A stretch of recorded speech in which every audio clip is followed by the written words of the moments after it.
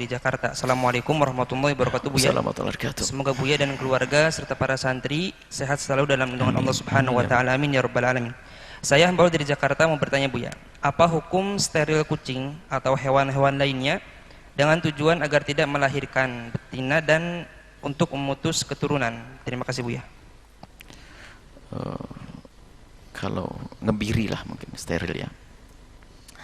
Ada riwayat dari Ibnu Majah itu Nabi pernah duha bikabsyaini 'azimaini mawju'aini. Jadi Nabi pernah berkorban dengan satu kambing yang gede yang sudah dikebiri.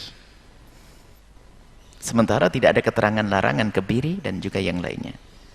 Maka ulama menjelaskan bahwasanya kebiri binatang yang halal dimakan untuk penggemukan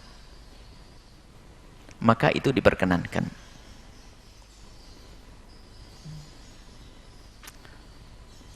Mengebiri untuk penggemukan berarti untuk maslahat manusia, karena mereka diciptakan untuk manusia. Adapun jika binatang itu yang tidak halal dimakan, pertama iseng banget. Untuk apa tujuanmu? Iseng banget. Ngebiri apa coba cari? Nangkep ngebiri tikus. Pertama dulu, anggap saja kucing. Oke lah, tadi pakai kucing. Ngebiri kucing, oke. Jadi ulama dalam hal ini adalah, pertama dasarnya adalah jangan dianggap seperti manusia. Urusan laki dengan perempuan. Makanya waktu ada orang mengatakan nafsu binatang, enggak, binatang enggak sebusuk nafsunya manusia. Binatang itu pejantan, kalau melihat betinanya sudah hamil kamu nggak mau mendekat lagi. Tapi manusia nggak begitu. Kalau dia sudah cukup, tapi manusia nggak, cari obat kuat segala macam, makan ini hanya untuk itu saja. Makanya sebenarnya itu zalim kita mengatakan nafsunya kayak binatang, itu nggak tepat tuh. Manusia lebih serem lagi itu. Nah kemudian kalau dia itu dipisah sendirian nggak ada masalah. Nggak pernah dia tuh terus sampai gelisahnya seperti manusia, itu nggak ada. Cuman di saat melihat betina itu adalah memang oleh Allah buat satu tabiat watak semacam itu, langsung dia untuk kesinambungan. Nah ya itu, kalau ketemu baru saja, kalau sendirian nggak ada masalah. Maka beda dengan orang kalau dikebiri, karena berkembangnya manusia ini kan diharap sesuai dengan yang diinginkan Nabi SAW dari orang beriman. Nah, kemudian kalau binatang, maka jika binatang itu yang tidak halal dimakan, hampir jumhur mengatakan ya nggak ada masalah ya, tentunya dengan catatan tidak membahayakan kepada binatang yang tidak boleh dibunuh. Kalau binatang yang boleh dibunuh mah suka-suka.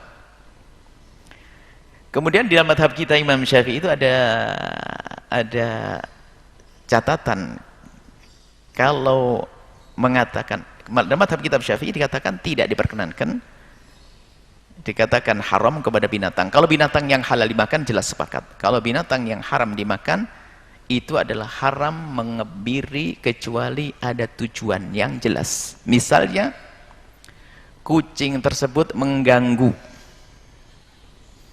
sebab mereka kalau bercumbu itu ribut, rame terus, kemana-mana suaranya, atau terlalu banyak ini masya Allah kucing-kucing dan malah sampai bingung ngurusinya. Nah, maka ngebiri itu mengurangi perkembangannya, jauh lebih kasih sayang daripada membunuhnya. Maka dikatakan oleh para ulama seperti itu, mengebiri kucing untuk tujuan kemaslahatan semacam itu ada menjadi boleh. Tapi kalau ngebirinya iseng, ngapain iseng, kurang kerjaan amatin.